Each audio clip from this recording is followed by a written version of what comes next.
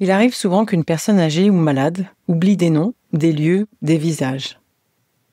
Mais entre ses mains, un objet familier fait lui sentir une odeur connue et soudain, une lumière revient.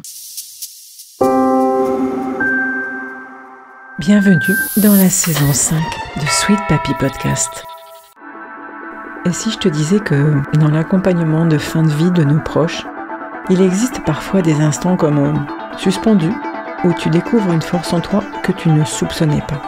Alors avant que mes souvenirs ne s'effacent, pendant 60 jours, j'espère devenir ton miroir.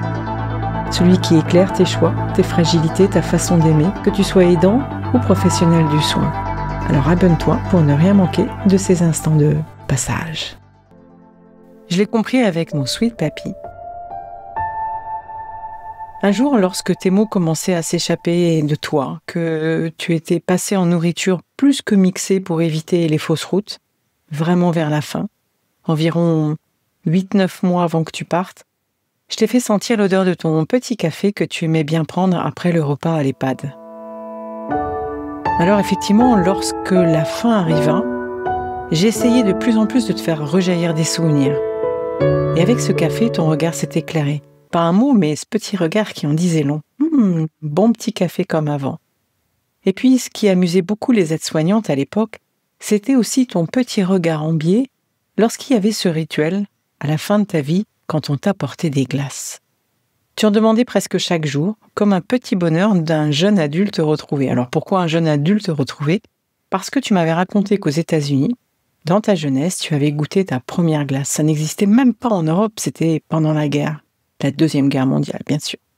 Et c'était resté gravé en toi comme une révélation. Alors, à chaque fois qu'on t'en apportait une, on voyait ton visage s'adoucir. C'était plus qu'un dessert, c'était un souvenir, je pense, qui revenait te tenir compagnie. La mémoire sensorielle, c'est ça. Elle ne ramène pas toujours des phrases ou des histoires entières, mais elle ouvre des portes d'émotions, et ça, j'ai toujours adoré le faire. C'est ça aussi ma Sweet Papy philosophie. Elle nous rappelle que, même quand la mémoire cognitive s'efface, le lien reste possible. Ça, j'en ai parlé dans la saison précédente, la saison 4. J'ai fait beaucoup d'épisodes sur le lien. Parce qu'il suffit parfois d'une odeur, d'un son, d'un geste pour retrouver un bout de la personne, un petit bout tant émotionnel. Quand on accompagne un proche en fin de vie, vraiment en fin de vie, on a l'impression de le perdre 2 fois, dans ses souvenirs, dans sa présence. Cela crée de la tristesse, de la frustration, parfois une sensation d'impuissance.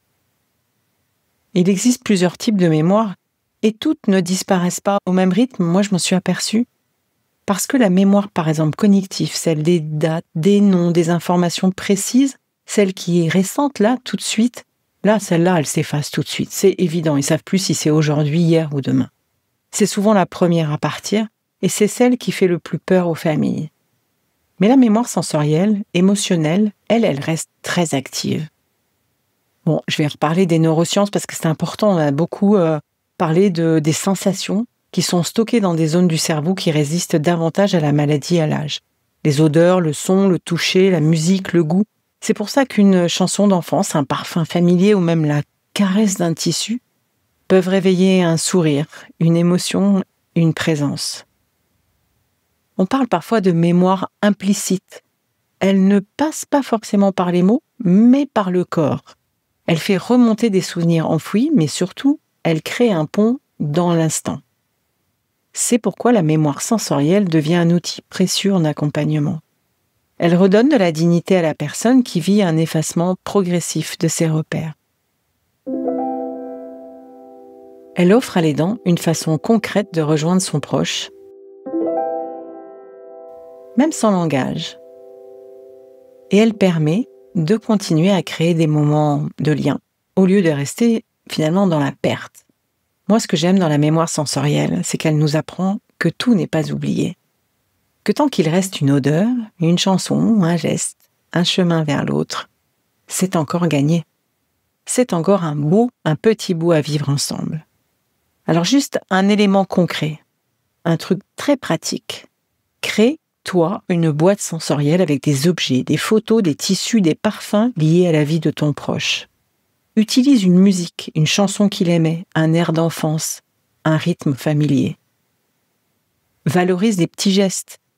Les petits gestes, c'est masser les mains avec une crème dont il connaît l'odeur, préparer un plat familier et utiliser une couverture qu'il a toujours eue, une couleur qu'il reconnaît ou qu'il a toujours appréciée. Ces petits rituels ne font pas revenir la mémoire, mais elles permettent de réactiver le lien et d'apaiser. Et ça, c'est génial. Alors si au lieu de chercher des mots qu'il n'a plus ton proche, tu réveillais juste ses souvenirs avec un « ouh », une odeur, une chanson, un toucher. Parce qu'accompagner, ce n'est pas seulement parler, c'est aussi faire ressentir. Merci en tout cas d'avoir écouté à nouveau cet épisode aujourd'hui. Alors, qu'est-ce que j'ai souhaité t'apporter ? Juste retrouver peut-être un moyen de communiquer au-delà des mots, te redonner des instants de connexion, même quand la mémoire semble perdue. Et puis tu verras, pour toi l'aidant, ou pour toi la personne qui accompagne à un moment ou à un autre, sentir qu'il existe encore des portes pour rejoindre son proche, son ami, son parent. À demain! Si cet épisode t'a touché, inspiré ou donné des pistes pour mieux appréhender les imprévus de la vie, je t'invite à aller plus loin. N'hésite pas à t'abonner à Sweet Papy Podcast pour ne manquer aucun des prochains épisodes, remplis bien évidemment de bienveillance et d'histoires inspirantes. Et puis partage s'il te plaît cet épisode avec quelqu'un qui pourrait en tirer des enseignements précieux. Et surtout, si tu souhaites discuter de ton propre parcours d'aidant, échanger ou découvrir des ressources pour t'accompagner, n'hésite pas à réserver un appel découverte avec moi via le lien qu'il y a dans le descriptif de l'épisode. Sache que ton histoire, ton expérience et tes questions méritent d'être entendues. À très bientôt et prends soin de toi.